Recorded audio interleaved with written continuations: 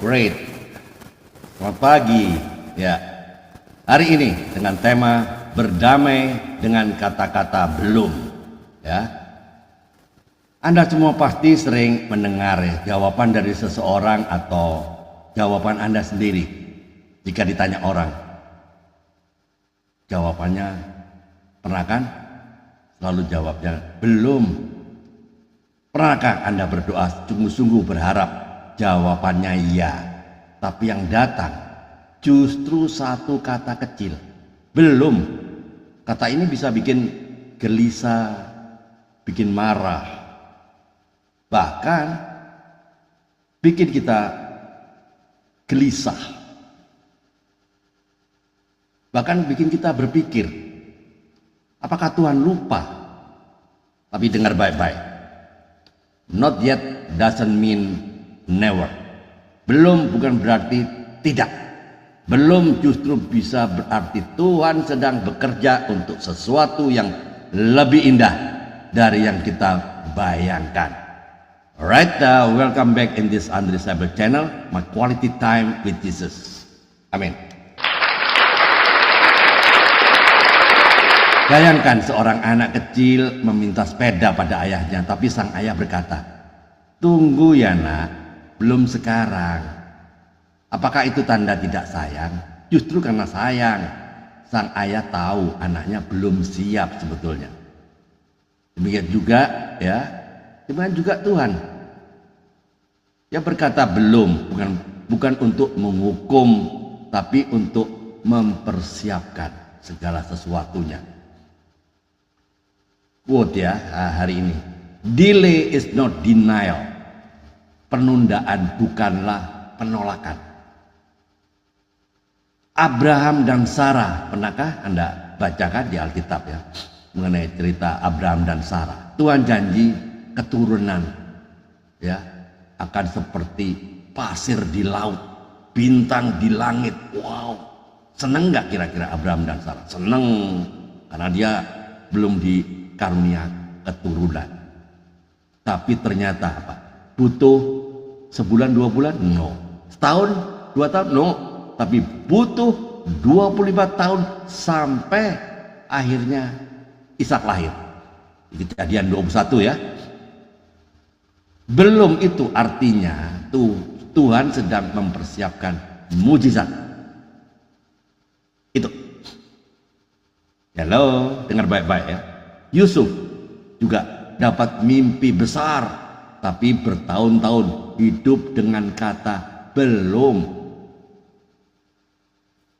Pernah di penjara ya, namun akhirnya menjadi penguasa Mesir nomor 2, Kejadian 41. Belum adalah masa pembentukan karakter.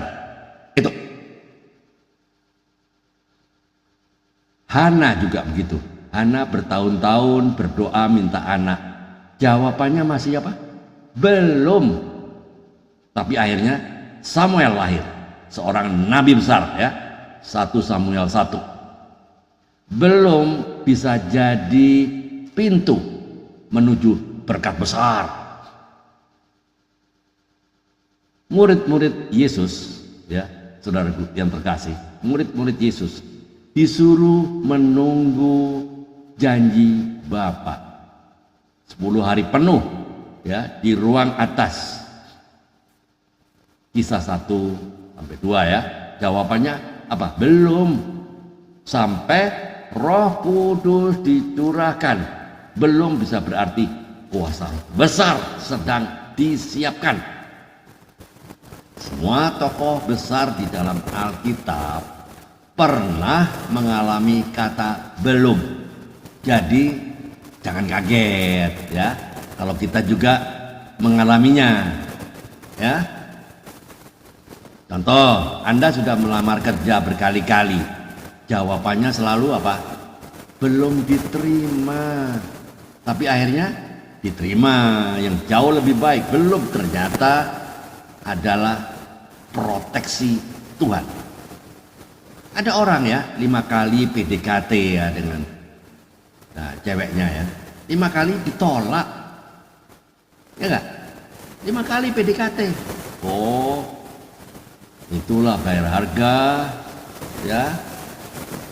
Repot ya. Untuk PDKT kan perlu bayar harga, ya enggak? Nah, apa yang terjadi? 5 kali ditolak. Sampai dia berdoa, Tuhan kenapa jodoh saya belum datang? Mungkin Tuhan jawab, nak, sabar dulu ya. Aku sedang mengasah mentalmu. Kalau sekarang, nanti kamu gampang cemburuan. Sometimes God says wait. Not because He wants to hurt you, but because He wants you to prepare. Ya, saya ulang lagi ya. Sometimes God says wait, not because He wants to hurt you, but because He wants to prepare you. Kadang-kadang Tuhan berkata tunggu, itu bukan karena Tuhan akan menyakiti Anda, bukan. Tapi karena Dia sedang mempersiapkan Anda. Itu. So, poinnya jangan pernah alergi dengan kata-kata belum, ya. Kalau belum berarti Tuhan masih bekerja. Belum adalah bagian dari rancangan yang indah pada waktunya. Ya, Pengkhotbah 3 ayat 11. The best way, the best view comes after the hardest climb.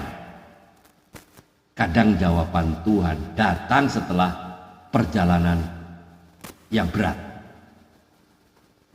Jadi closing statementnya, teman-teman, kalau hari ini doa Anda belum dijawab, jangan pernah kecewa. Karena belum bukan berarti tidak. Belum adalah tanda Tuhan sedang mempersiapkan sesuatu yang lebih baik.